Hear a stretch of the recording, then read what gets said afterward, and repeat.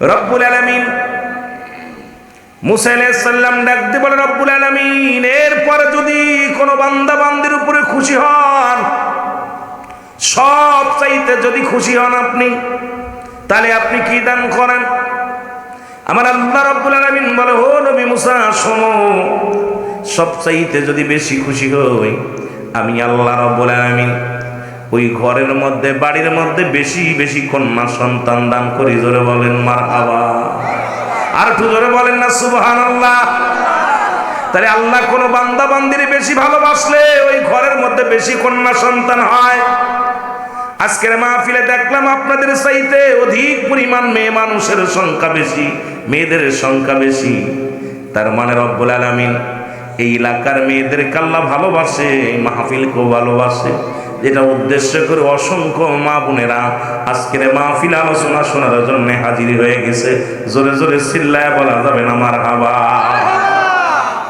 কোন দিয়ে এই একটু ফোঁটা পানি যদি গ্রামের মানুষ ফেলতো এই জায়গা, এতে বেল 2-4টা মোটামুটি হাসপাতাল, ঠিকই না?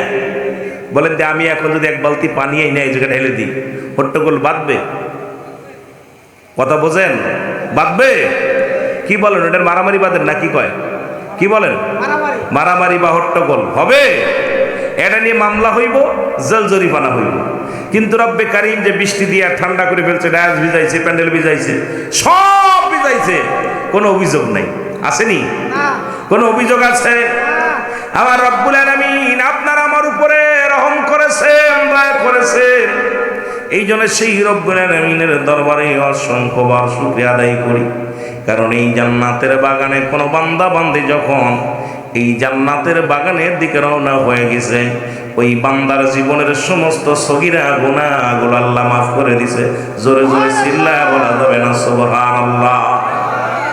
কোন বান্দা যখন জান্নাতের বাগানের দিকে রওনা হয়ে যায়, গভীর মনোযোগ, কোন বান্দা বান্দি যখন নিয়ত করেছে কোথায়, ও মুসলমান, ওই মুসলমান কেশা বাইতুল আমান মসজিদের উদ্যোগের তাফসীরুল কুরআন মাহফিলে যাব, শুধু নিয়ত করে রওনা দেওয়ার কারণে আপনার আমার জীবনের সগীরা গুনাহ আল্লাহ মাফ করে দিয়েছে। জোরে বলেন সুবহানাল্লাহ। কি গুনাহ মাফ? আরো জোরে। ছোট গুনাহ, সগীরা গুনাহ, ছোট্ট ছোট্ট গুনাহগুলো আল্লাহ মাফ করে দিছে। আমরা শুধু সগীরা গুনাহ করি নাই, পদে পদে করছি কবিরা গুনাহ। নামাজ ছেড়ে দেয়া কবিরা গুনাহ, মিথ্যা বলা কবিরা গুনাহ। এ মুসলমান, এক ওয়াক্ত নামাজ কাজা দিলে 80 খুতবা পরিমাণ জাহান্নাম, ঠিক কি না? এক খুতবা পরিমাণ নয়, 80 খুতবা পরিমাণ জাহান্নাম। যারা খুতবা পরিমাণ হলো 2,88,00,000 বছর। এত সুন্দর মসজিদ দেখে আইলাম, এত সুন্দর মসজিদ, এত সুন্দর যোগ্য ইমাম, যোগ্য মসজিদ কমিটির লোকেরা, সভাপতি, সেক্রেটারি, মুসলমান ক্যাশিয়ার, সবার সাথে অনেকের সঙ্গে দেখা হয়েছে, অত্যন্ত ভালো লাগছে। আমার যুবক বাবারা আমার, এরপরও যদি নামাজ ছেড়ে দিই, এক ওয়াক্ত নামাজ কাজা দিলে 80 খুতবা পরিমাণ জাহান্নাম, যার এক খুতবা পরিমাণ হলো 2,88,00,000 বছর। আপনার আমার জীবন থেকে কত নামাজ, কত হাজার, শত শত ওয়াক্ত নামাজ কাজা গেল। এই নামাজের হিসাব যদি আমার আল্লাহ রাব্বুল আলামিন ধরে, আপনার আমার কোনো বাঁচার মতো কোনো গতি নাই। জোরে বলেন ঠিক কিনা? আর একটু সাউন্ড বাড়ায়। আছে বাঁচার গতি? আছে? জোরে বলেন আছে? আমার ভাইরা আমার, প্রায় 400 মানুষ আপনাদের সমাজের মধ্যে। আপনাদের সেক্রেটারি সাহেব বললেন, হুজুর একটা মাত্র মসজিদ, প্রায় 400 মানুষ একই জামাতের সঙ্গে একই সুন্দরভাবে কাঁধে কাঁধ মিলে এই সমাজের মধ্যে চলেন। একজনের দুঃখে আর একজন দুঃখে আগে আসেন, একজনের সুখে সবাই আনন্দিত হন। সেই একজন করে মানুষ যদি প্রতিটা বাড়ি থেকে আসতো, আজকের এই ময়দানে মানুষের ঢল নেমে যেত, এই ময়দানে বসার জায়গা থাকতো না। জোরে বলেন ঠিক কিনা? যারা বলতেছিলাম নামাজ ছেড়ে দেয়া কবিরা গুনাহ, মিথ্যা বলা কবিরা গুনাহ, বেগানা নারীর সঙ্গে দেখা দিয়া কবিরা গুনাহ। এখন আমার দেশে এই ওয়াজগুলো চলেই না। যদি এই ওয়াজগুলো করি, অনেক আলেম কষ্ট পায়, অনেক ইমাম সাহেব কষ্ট পায়। যাদের সঙ্গে দেখা দিয়া যায়, তাদের সঙ্গে বিয়ে করা হারাম, হারাম, হারাম। যাদের সঙ্গে দেখা দেয়া হারাম, তাদের সঙ্গে বিয়ে করা জায়েজ।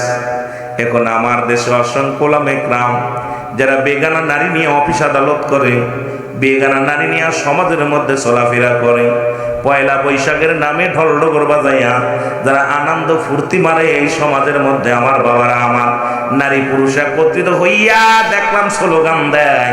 আজকে রাস্তায় নামিয়া যারা ঢোল পিটায়, যারা এই সমাজের মধ্যে সবচেয়ে ইসলামের বড় কলঙ্ক, ইসলাম নামে তারা কলঙ্ক, জোরে জোরে চিল্লায় বলেন ঠিক কিনা? দেখলাম আবার কিছু দাড়িওয়ালা টুপিওয়ালারাও দেখলাম নারী পুরুষ একসাথে ব্যানার নিয়ে রাস্তার মধ্যে নামছে, স্লোগান দিতেছে এই পয়লা বৈশাখ, এসো হে বৈশাখ এসো, কত আনন্দ জানাইতেছে ও যুবক। অথচ বেগানা নারী চেহারা দেখা হারাম, হারামকে হালাল বললেই কাফের হয়ে যাবে। সুতরাং কাফেরের কিসের ঈমান, কাফেরের কিসের নামাজ, কাফেরের কিসের রোজা, কাফেরের কিসের সমাজ? কারণ অস্বীকারী এই দুনিয়ার মধ্যে হালালকে হারাম বলার সঙ্গে কাফের। সুতরাং হারামকে হালাল বলতে পারবে না, হালালকে হারাম বলার এখতিয়ার নাই। এ যুবক, বেগানা পুরুষের সঙ্গে দেখা দিয়া কবিরা গুনাহ, এই গুনাহগুলো মাফ করার দরকার আছে কিনা? কারণ যে কোনো মুহূর্তে মরণ আসতে পারে, যে কোনো মুহূর্তে মালাকুল মউত আসতে পারে, আমি আপনি মারা যাব, আমি আপনি যে কোনো মুহূর্তে এই দুনিয়া থেকে চলে যেতে পারি, এই নিঃশ্বাসের বিশ্বাস নাই। কারণ পরবর্তী সময় আপনার জন্য আমার জন্য কি নিয়ামত বয়ে আনতেছে আপনি নিজেও জানেন না। সুতরাং মালাকুল মউত আপনাকে আমাকে ধরবে, এর মধ্যে কোনো সন্দেহ নাই। সুতরাং এই গুনাহ নিয়া যদি কবরে যায়, এই গুনাহ নিয়া যদি আমি আপনি মারা যায়, জাহান্নাম ছাড়া কোনো গতি না। গুনার বোঝা মাথায় নিয়ে কবরে গেলেন, জান্নাত পাইবেন না জাহান্নাম পাবেন? ও ভাই আমার, কোন এলাকায় আইলাম, খালি খালি দাওয়াত দিচ্ছেন, বুঝলাম না। উত্তর দেন, আপনাকে কষ্ট হচ্ছে? কথা বলেন না কেন? কথা, বক্তাকে যত কথা বলবেন, বক্তা মন খুলে কথা বলতে পারবে, শান্তি পাবে। এখন আমি কথা বলতেছি, আপনার বুবার হইলেন, তাহলে তো আমি মনে করবো আপনারা বুঝতেছেন না। আমার ভাইয়েরা, আমার বন্ধুরা আমার, এই গুনাহ যদি মাফের দরকার হয়, আল্লামা মুফতি ও যুবক কুতুবী রাহমাতুল্লাহ বয়ান করেন, দুনিয়ার মানুষ শোনো, এই দুনিয়ার মধ্যে যত গুনাহ করেছো, সমস্ত গুনার কথা মনে করিয়া বান্দা যখন জান্নাতের বাগানখানা করে ধরিয়া খাস তওবা করে আল্লাহ বলে ডাক দিবে, রব্বুল আলামিন ওই বান্দার জীবনের সব গুনাহ মাফ করে দিবে। জোরে বলেন সুবহানাল্লাহ। এই যে একটা উপকার করে দিলাম আপনাদের, যে আপনি যখন জান্নাতের বাগানে আসতেছেন, সগীরা গুনাহ মাফ। কারণ কিয়ামত পর্যন্ত কোন নবী আইব না, কিয়ামত পর্যন্ত নবীদের দরজা বন্ধ, ঠিক কি না? না কোন নবী আইব? কিয়ামত পর্যন্ত আর কোন নবী আইব না, নবীদের দরজা বন্ধ, তওবার দরজা খোলা। সুতরাং আপনি আমি তওবা করলাম, তওবাকারীকে আল্লাহ ভালোবাসে, তওবাকারীকে আল্লাহ মায়া করে, তওবাকারীর গুনাহ আল্লাহ মাফ করে। সুতরাং যখন আপনি তওবা করলেন, তওবা করার সঙ্গে সঙ্গে আমার আল্লাহ গুনাহ মাফ করে দিয়েছে। জোরে বলেন মারহাবা। এটা বোঝানোর জন্য একটু কথা আমি আগায় যাই। সুতরাং আপনি আসার জন্য নিয়ত করার কারণে সগীরা গুনাহ মাফ, এখানে বসে তওবা করার কারণে আল্লাহ কবিরা গুনাহ মাফ করে দিল। যেহেতু দুইটা সময় মানুষের মৃত্যু হয়, একটা হলো রাত, একটা হলো দিন। সুতরাং দিন শুরু করেছিলাম, শেষ করেছি, রাত শুরু করেছি, এখনো শেষ করি না, ফজর পর্যন্ত বাঁচবো কেউ বলতে পারি না।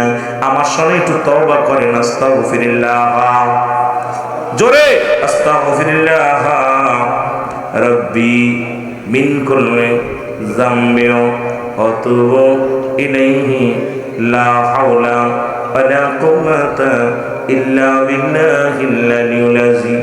লা ইলাহা ইল্লাল্লাহু মুহাম্মাদুর রাসূলুল্লাহ।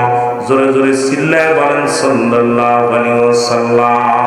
আশহাদু আল্লা ইলাহা ইল্লাল্লাহু ওয়াহদাহু لا شريك له وأشهد أن محمدا عبده ورسوله জোরে জোরে চিল্লায়া বলা যাবে না মারহাবা। ইয়ার মুসলমান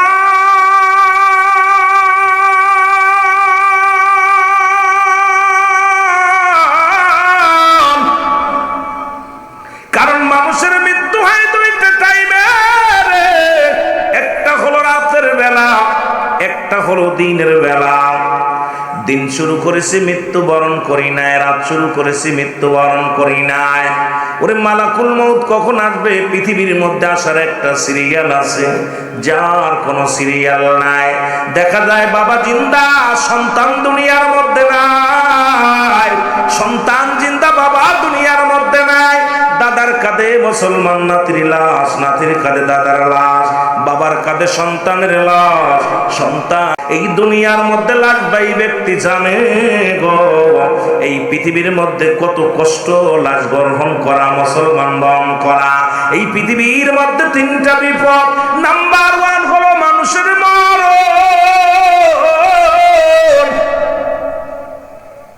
এই দুনিয়ার মধ্যে 1 নাম্বার বিপদ হলো মানুষের মরণ, 2 নাম্বার বিপদ হলো কবর, 3 নাম্বার বিপদ হলো কিয়ামতের ময়দান।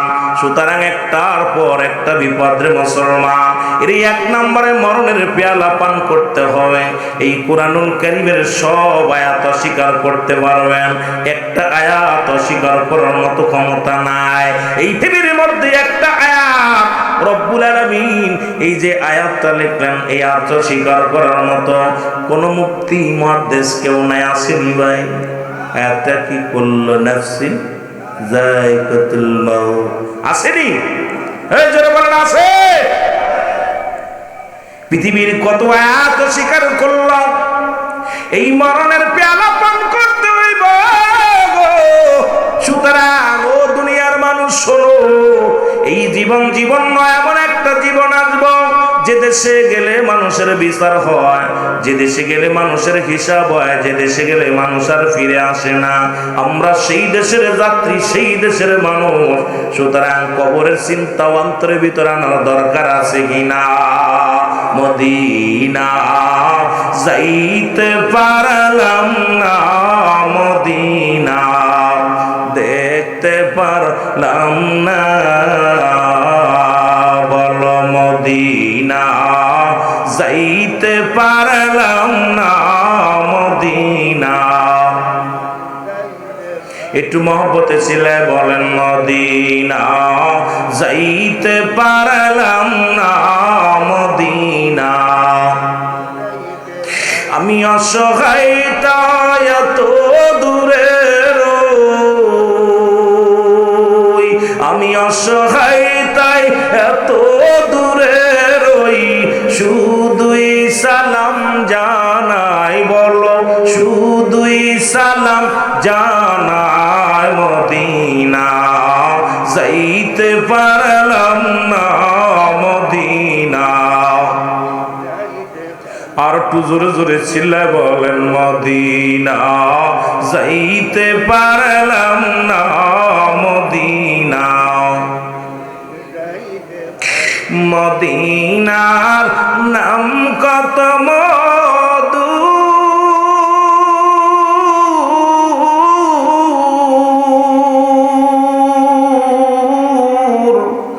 মদিনা আর যে কত দূর,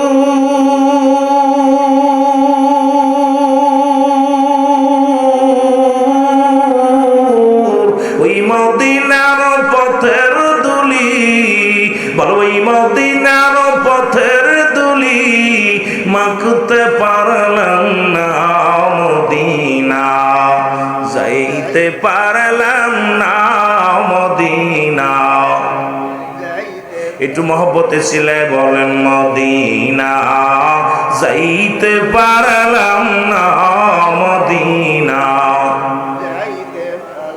এ আমি অসহায় তাই এত দূরে রই, আমি অসহায় তাই এত দূরে রই, শুধুই সালাম জানাই, বলো দূর থেকে সালাম জানাই। মদিনা যাইতে পারলাম না, মদিনা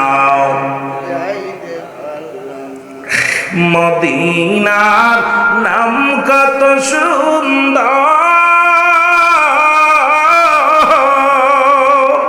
মদিনা কেড়ে সে অন্ত,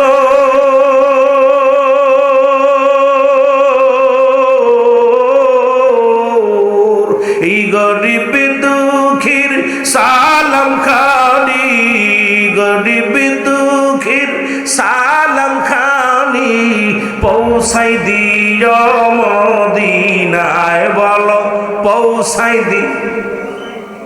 দিনায়। মদিনা যাইতে পারলাম না,